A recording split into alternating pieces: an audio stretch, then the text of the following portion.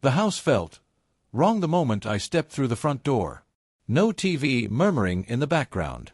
No faint echo of Rachel's playlist drifting from her Bluetooth speaker. No clinking dishes in the kitchen. No footsteps upstairs. Just silence. That thick, uneasy kind that presses on your chest. The only sound was the rain tapping lightly against the windows, Seattle's constant rhythm playing outside, and the dull thud of the door closing behind me. I dropped my briefcase next to the coat rack and stood there for a second, listening. It was 4:47 p.m. She wasn't expecting me home until at least 7. My last meeting got cancelled, and I figured I'd surprise her. A rare early evening together, maybe even make dinner side by side like we used to. I didn't text her on purpose. Wanted it to feel spontaneous.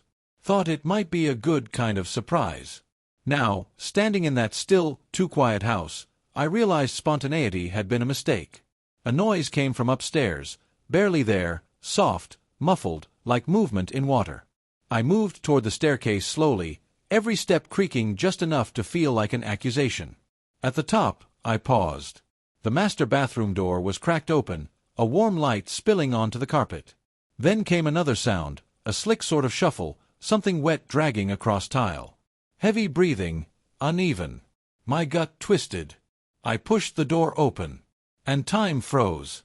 Rachel stood in the middle of the bathroom, completely naked. Her body was coated in some kind of thick, almost see-through gel. It stuck to her skin like a second layer, dripping down her arms, her thighs, pooling at her feet. Her hair was soaked, plastered to her forehead and shoulders, matted with whatever that stuff was. Her eyes, wild and blown out like she'd been caught doing something she never meant to be seen. For a moment, neither of us moved. Her mouth opened, a breath caught between panic and some primal fear, and then she screamed. "I can explain," she yelled, her voice cracking like glass. I didn't move. Didn't blink. Didn't look away. I just stared straight into her eyes, trying to see past them, trying to read the real story hiding behind all of this. She took a step toward me. That thick stuff on her skin made a squelching sound when her foot hit the tile. "Mark, please. I didn't think you'd be home yet. It's not what it looks like, I swear, it's not." I turned and walked out. Down the stairs, one steady step after another. Behind me, her voice chased me, rising into frantic pleading. I couldn't even make out the words anymore. They all blurred together under the weight of my heartbeat pounding in my ears. In the kitchen, I opened the cabinet, grabbed a glass, filled it with cold water, and drank it slow. One hand braced against the counter while she came crashing down the stairs behind me. Barefoot. Wet. Breathless. She stopped just beyond the wall. I didn't even look at her, but I could see the trail she left behind. Shiny patches of whatever the hell that substance was, streaking across the hardwood. She stepped forward, her arms crossed over her chest now, trying to cover herself. Her voice had dropped to almost a whisper. "I can explain everything. Just give me a minute. Please." I finally turned to look at her. Really looked. And then I said it. "Don't bother." I poured out the rest of the water and rinsed the glass, like nothing had happened. She stood there frozen. I walked past her without another word, without even brushing her shoulder. I opened the door to my home office and stepped inside. The soft blue glow from the monitor lit up my face. There was already a file open on the screen. Observation Phase 1. I closed the door behind me. Calm. Quiet. And I smiled. Let her explain. Let her plead, lie, cry, beg. It didn't matter. Because I already knew. I'd known for a while. And tonight was just confirmation. The house had gone still again. I stood alone in the hallway, the scent of lavender still lingering in the air. Rachel always lit those candles before I got home. She thought it created a cozy vibe, a soft ritual of welcome. But that night, that scent felt wrong, too sweet, too perfect, like someone spraying perfume on something already rotting from the inside. Upstairs, she'd gone quiet. Maybe back in the bedroom, trying to scrub off whatever the hell that stuff was. Maybe crying. Maybe just standing in the bathroom, trying to figure out how it all fell apart so fast. Honestly, I didn't care. I walked into the living room, sank onto the couch, and stared up at the framed photo above the fireplace. It was taken 2 summers ago at the park. She was clinging to my arm, laughing, glowing in the sunlight. I looked content. Reserved, maybe, but real. Back then, I believed in what we had. Or at least in who I thought she was. I leaned back, hands folded under my chin. Truth is, there were signs. Not a lot. Rachel was smart and careful. She covered her tracks better than most. But not perfectly. The first red flag showed up about 3 months ago. It was late. I'd been working in my office, headphones on, zoned into a project. Around midnight, I got up to grab a drink. As I passed the bedroom, I noticed a glow beneath the covers, her phone screen. She wasn't sleeping. She was texting. But when I walked in, she turned fast, yanking the blanket over like it mattered. She gave me this casual smile. "I thought you were asleep," I said. "Just scrolling," she replied. Flat. Too smooth. Too normal. The way she held her phone made something inside me clench. Her thumb hovered too long before she locked the screen. I didn't say anything. Just kissed her forehead and walked away. But that image stuck. It didn't end there. She started keeping her phone face down. Notifications off. Always within reach. She began leaving out details about her day. Then, if they came up later, she'd say it like it was no big deal. "Oh, I went out with the girls." Or, "had a late session at the gym." One weekend she claimed she went to a fitness retreat, but I checked her socials. Nothing. No photos. No tags. No proof. And then there was the smell. Not her perfume. Not sweat. Cologne. Subtle, unfamiliar, and definitely not mine. One afternoon, I climbed into the passenger seat of her car and pretended to be looking for something in the glove box. The scent hit me like a brick. It wasn't strong. Just undeniable. A man had been in that seat. Recently. I didn't confront her. I observed. I'm in data analytics for a living. I track patterns, timestamps, anomalies. And when it comes to the truth, it's not in the chaos, it's in the consistency. So I did what I do best. I started collecting data. Her gym hours. Her client sessions. Her calendar entries. How her voice changed when she said my name. How fast she reached for her phone when it buzzed during dinner. How often she smiled when she thought I wasn't looking, and how forced that smile sometimes was. She never noticed me watching. Because I didn't change a thing. I still kissed her goodbye every morning. Sent her cute messages during lunch. Played the role of the happy husband perfectly. And every time she responded with heart emojis or selfies, I saw it for what it was. A performance. But that night in the bathroom, it wasn't a performance. That was raw. That was real. And it broke whatever illusion I'd been letting live too long. I closed my eyes and saw her again, naked, drenched in that slick gel, looking like she'd been caught mid-transformation into something not entirely human. She hadn't expected me. That was the only truth she didn't try to hide. Her scream, "I can explain," wasn't an offer. It was instinct. And I didn't need an explanation. Because I already had what I needed. The knock came soft, about 20 minutes later. I opened my eyes. She stood in the hallway, wrapped in one of my hoodies, her hair up in a towel. She looked smaller somehow. Like a kid who just got caught in a storm. "Mark," she said, voice delicate. "Can we talk?" I gave her a slow nod. "Sure. Let's talk." But inside, I wasn't listening. I was recording. Because now every word she gave me was just another entry in the timeline. Rachel sat across from me in the armchair, tucking her legs underneath like she was bracing for detention. The hoodie, my hoodie, swallowed her frame. Her towel was slipping off, exposing damp, tangled hair that clung to her cheeks and neck. She looked, not broken, but definitely shaken. Like the weight of it was finally hitting her. I said nothing. She fidgeted, cleared her throat, glanced around like she was searching for something to hold on to. "I didn't know you'd be home early," she started, her voice unsteady. Not quite panic, at least, not yet.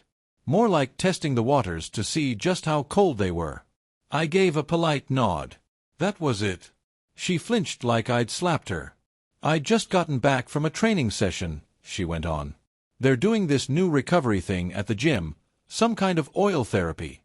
It's supposed to help with muscle tension and detox or whatever.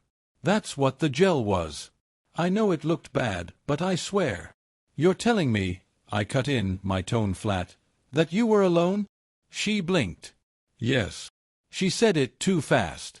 Then I asked, so why was the guest bathroom window wide open? Her lips parted, then closed again. I just wanted some air.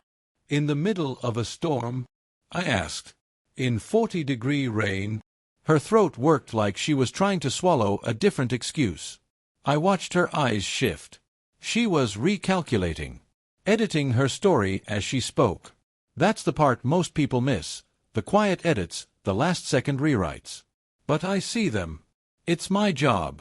I leaned back, let out a slow breath like I was already tired of the conversation. She pushed forward. Look, I get it, it looked bad. I should have told you about the treatment, but I didn't think you'd understand. It's new, experimental. I figured you'd think it was weird. I stayed silent. She tried again. I've just been under a lot of pressure. The gym's full, my clients want private sessions, and I'm still trying to keep up with my online stuff. You mean your coaching videos? I asked, keeping my tone neutral. She nodded way too fast. Yeah, those. But I already knew. I'd seen the folder. The private folder in her cloud backup. The one labeled burn_after_upload. I'd found it 3 nights ago. The thumbnails weren't fitness sessions. One in particular played in my mind, a clip from just last week. Blurred faces, a familiar voice laughing. And the background? Nowhere near a gym. I took a long, slow sip of water. So, stress, I said, more to myself than to her. That's your explanation. It's not an excuse, she jumped in. It's just context. I studied her face. The way her mouth trembled. The way she sat on the edge of the cushion like she wasn't sure she had the right to be there. Then I stood up and walked to the bar cart by the window. Poured myself another glass of water. Watched the ripples settle. The soft clink of the ice filled the silence. I didn't offer her a drink. She didn't ask. I've been thinking a lot about context lately, I said, still facing the window. How we use it. What it covers. What it can't. She looked confused. What are you talking about? I turned around slowly. I think people lie more when they're trying to protect something than when they're trying to get something. She looked like I'd just held a mirror to her face. And she hated what she saw. Mark, she started, but I cut her off again. I think you've been lying, I said, walking back toward her, to protect something that's already broken. And maybe you don't even realize how far gone it is. Her eyes shimmered instantly. Defensive. Afraid. That's not fair. You don't know. I know enough. The words came out flat. Final. She looked down at her lap, blinking quickly like she could hold back the shame. Then, barely a whisper, "Do you still love me?" I stared at her for what felt like forever. "I think," I said carefully, "you loved being adored." She inhaled sharply. "But real love," I added. "Real love doesn't hide behind closed windows in someone else's car." I turned and walked out of the room. Quiet. Like the truth hadn't just landed between us like a fallen chandelier. Upstairs, in my office, I sat at my desk. The glow of the screen hit my face. Audio clips. Screenshots. Timestamps. Location logs. All of it laid out in neat, surgical order. She thought this was the start of a conversation. But it wasn't. It was data. And she had just added more. The night moved slow. Sharp around the edges. Too quiet to sleep. I didn't even try. I sat in my office as the hours dragged on, lit only by the monitors in front of me. The hum of the computer, the occasional click of the heating ducts, the creak of old wood, everything felt louder now, like the house itself was listening. On screen, my dashboard was alive. Timelines. Maps. Color-coded logs. A full record of her movements over the last 3 months. Every late-night gym session that didn't line up with her badge logs. Every girls' night without a single trace on social media. Every lift drop-off that led to an address she never mentioned. This wasn't about suspicion anymore. This was confirmation. I wasn't guessing. I was watching. The system chirped softly, a new sync from the home security server. Motion detected. Kitchen. I glanced at the screen. The grainy black and white feed flickered. There she was. Rachel stood at the sink, hands braced on the counter, her eyes swollen and red. Her expression was blank. Not lost. Not confused. Just empty. Like she didn't know what to do next. She opened the fridge, stared into it, then shut it without taking anything. Then something strange happened. She picked up a small knife from the dish rack. Held it. Looked at it. Her hand barely moved. Just the quiet weight of a thought she didn't say out loud. Then she put it back. Shoulders sagged. Chest dropped. She wasn't spiraling. Not yet. But the edges were starting to fray. Later, when morning finally rolled in, she came into my office. Moved slowly, like someone afraid to trip a wire. She carried 2 mugs of coffee. Placed one gently on the corner of my desk like it was a peace offering. "You've been in here all night," she said softly. "Thought you might want." "I'm not thirsty," I replied without looking at her. She lingered. Waiting. Hoping for a soft spot to land in. "I didn't sleep either," she added. "Just kept thinking about everything. About last night." I finally turned to look at her. "You mean the part where I found you standing naked and soaked in someone else's recovery fantasy?" She winced. "That's not fair." "But it's true," I said, my voice flat. She looked down. I let the silence stretch. Uncomfortable. Unmovable. "Why don't you sit?" I finally said, pointing to the chair by the wall. Not the cozy one. Not the seat across from me where we usually talked. A cold, stiff-backed chair with no comfort built into it. She obeyed. Wordless.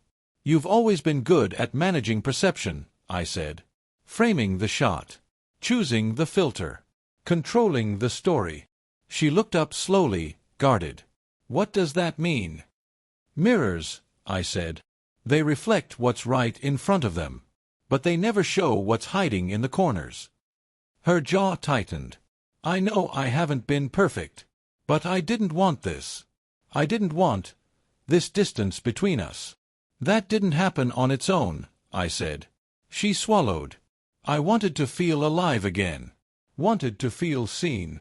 I nodded slowly. "And did you?" Her voice cracked. "For a little while." The air between us settled like fog. Then I walked over to the wall-mounted display, tapped the screen, and pulled up the web of data. Her locations. Device logins. Even a paused video frame, her silhouette in a car, leaning close to someone who wasn't me. She stared. "What is this?" she asked, her voice already cracking. "I told you," I said, calm as ever. "You've spent a long time curating your life. Now it's time to see it unfiltered." She opened her mouth but couldn't speak. I tapped the screen once. "Mirrors gone," I said. "Now we deal with the truth." By the time Rachel left the room, the rain had started again. Not a storm. Just that constant whispering drizzle that coats everything in gray and makes the world feel like it's exhaling.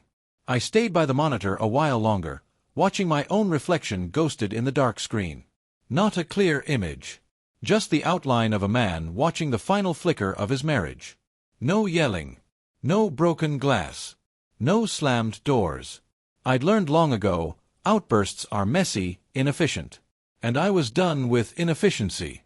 I moved slowly, deliberately. Back to the desk. Back to the folder I'd titled Phase 2. I didn't need to start from scratch. I'd been quietly gathering everything for weeks. One of the videos loaded on screen, security cam footage from our driveway. Timestamp, 2 weeks ago. Her car pulled in close to midnight. She had claimed it was a girls' night. Wine and board games. The video told a different story. A black SUV. Passenger door never opened. She slipped out quickly, heels in hand, hair tousled. No kiss goodbye. No friendly wave. Just urgency. Like she was trying not to be seen. I froze the frame. Zoomed in. Couldn't see the guy's face. Smart move. But not smart enough. I switched monitors and started cross-referencing. Partial plate numbers. Traffic cams. Neighboring doorbell footage. Cell tower logs. Rideshare histories. All of it mapped and catalogued. I'd built something she didn't even know existed. This wasn't about catching her anymore. It was about understanding the full shape of her lie. And the more I dug, the more I realized, this wasn't just cheating. It was character. That afternoon, I watched her move through the house. She changed clothes 3 times. First, workout clothes, like it was a normal day. Then a floral dress. Light makeup. Hair tied back. Then oversized sweats. No makeup. Slippers. Like she couldn't decide who to be. The fit wife. The innocent woman. The girl who still hoped to be forgiven. She avoided mirrors. She avoided me. Every step she took was slower. Hesitant. Like she was walking through a minefield in her own home. She reached for items, then pulled back. Started sentences and left them unfinished. It was working. Not revenge. Realignment. She had built herself into a character. Perfect wife. Wellness coach. Instagram ready. And now the script had collapsed. The lights were up. The audience had stopped clapping. And she didn't know where to stand anymore. Later that evening, she came into the room with 2 mugs of tea instead of 1. I accepted it with a nod. Small victories. Let her think she still had a part to play. She curled up across from me, knees to chest, hands wrapped around the mug like she needed the warmth to stay upright. "I've been thinking," she said gently. I didn't reply. Just waited. "I know what I did hurt you." I raised an eyebrow. What I did, as if it were a single moment. A slip. Not a sustained pattern of betrayal. She kept going. "I also know things haven't felt right between us. I was trying to feel something again. Something that reminded me I'm still wanted." I tilted my head. "And that's what love looks like to you?" Her throat bobbed. "No. Not really. But people make mistakes." "Sure," I said, sipping the tea. "But people who love you don't usually make the kind of mistakes that cost everything." She lowered her eyes. I let the silence sit there, thick as wet wool. Then I asked her, "What were you chasing, Rachel? What were you hoping to find?" She hesitated. Control. Excitement. Maybe just the feeling that someone saw me. The version of me before all this responsibility. I stood up. Walked over to the bookshelf and pulled down the leather-bound notebook. Set it in front of her. Inside, pages of notes. Printed photos. Dates. Passwords. Transcripts. Her life in pages. "I didn't build this to trap you," I said, voice calm. "I built it to understand. To figure out when, exactly, you stopped being the woman I married." She stared at the notebook like it might bite. "You were spying on me?" she asked, voice shaking. "No," I said. "I was listening. To the quiet. To what you stopped saying. To the way your real self only came out when you thought no one was watching." She stood up, eyes glistening. "You don't know what it's like to feel invisible." I nodded slowly. "You made yourself invisible, Rachel. With filters. With lies. With everything you thought would keep the illusion going." She didn't argue. Just stood there. Breathing. Trembling. I closed the notebook gently. "I'm not angry," I said. "Not anymore." She blinked. "Then what are you?" I looked her right in the eyes. Awake. The next morning felt almost normal. Sunlight cut through the kitchen windows in soft, golden lines. The coffee machine sputtered to life. The fridge hummed. Outside, birds chirped like the world hadn't changed. But inside, everything was different. I sat at the table with a cold mug of coffee. Not because I'd forgotten it, because I hadn't touched it. I just sat there, hands folded neatly, watching time move through the light. Upstairs, I could hear her moving. Closet doors. Drawers sliding. The blow dryer. Routine. Going through the motions. Like she could still stitch herself back into the life she'd torn through. She came downstairs about 30 minutes later, dressed in a pale blue blouse, jeans, and makeup done a little too perfectly for a day with nothing planned. Her smile when she walked in was soft, almost careful. "Morning," she said, voice light. I looked up. "You look ready for something." She faltered for half a second. "Just felt like putting myself together." I tapped my mug once. Twice. A quiet rhythm. Then nothing. After a moment, she said, "I was thinking maybe we could go to the cabin this weekend. Just the two of us. No phones. Clear the air." I looked at her. "The air's already clear," I said. She blinked. "Then maybe just a break," she tried again. "From this tension." I shook my head. Tension doesn't disappear just because you change location. It just packs a bag and comes with you. I saw it then, how her mask cracked. That tiny flicker of frustration beneath the surface. She covered it quickly. "I'm trying," she said, placing her coffee on the counter. "You think this is easy for me?" I stood up, slow and steady. "Let's not pretend this is about repair. We've already stepped off the map." Her voice rose, trembled at the edge of anger. "Then what do you want, Mark? Just say it." I walked to the drawer near the sink. Opened it. Pulled out a manila folder and set it on the table. Tapped it once. "Proof," I said. She hesitated, eyes locked on the folder but afraid to touch it. "You've been sending pieces of yourself to people," I continued. "Photos. Messages. Stories. Do you ever wonder how many versions of you are out there now, floating in someone else's phone, inbox, hard drive?" She breathed in sharp and shallow. "You're digging through my life like it's a case file." "It is a case file, Rachel," I said quietly. "I just happen to be living in it." She pulled her hand away. "I didn't mean to hurt you." "That's the thing about meaning," I said, pacing slowly across the room. "It doesn't change the damage. Intent is what you bring. Consequence is what you leave behind." She looked up, eyes red now, but dry. "I was lonely," she said, "and instead of turning toward you, I turned toward people who made me feel seen," I finished. "Wanted. Powerful."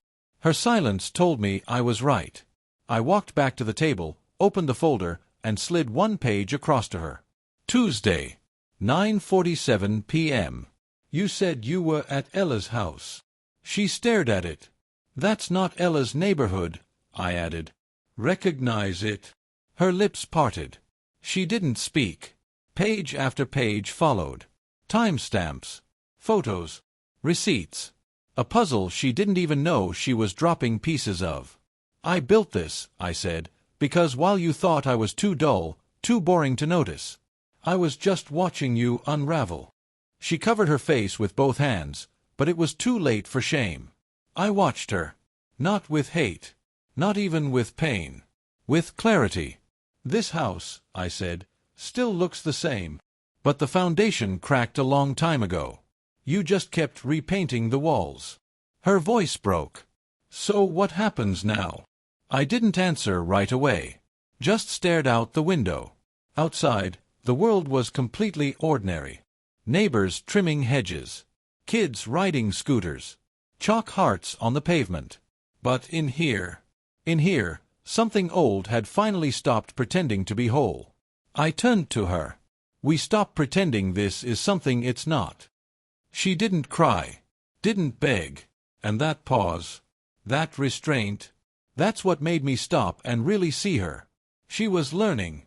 Not how to erase what she did, but how to stand in the shadow of it without rewriting the ending. I walked to the hallway closet and placed the folder on the highest shelf. "I know everything I need to know," I said. "Now the question is, does knowing it make me stay? Or walk away?" She didn't try to convince me. Didn't follow me. That silence was her truest act of honesty yet. Later, I sat on the back patio, wrapped in Sunday stillness. The same wind. The same trees. The same garden she never remembered to water. She came out, holding the folded blanket from the couch, the one we bought on that random road trip years ago. She didn't offer it. Just held it. Then sat down, careful to leave space between us.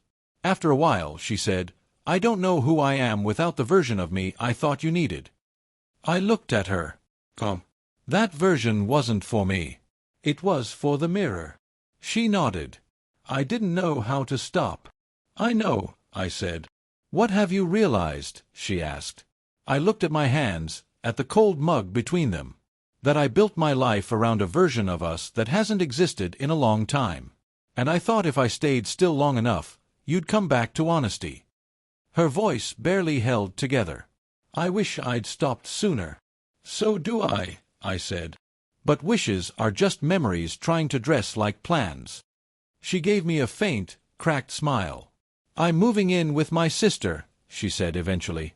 "Not forever. Just until I can figure out who I am without needing filters and followers to tell me." I nodded. "I'll send the papers." It wasn't cruel. It was kind. A clean break, where infection used to sit. She didn't argue. Just left the blanket on the chair and walked back into the house. Before she disappeared, she turned one last time. "Thank you," she said, "for not destroying me. You could've." I looked at her for a long moment. I didn't need to. And she understood.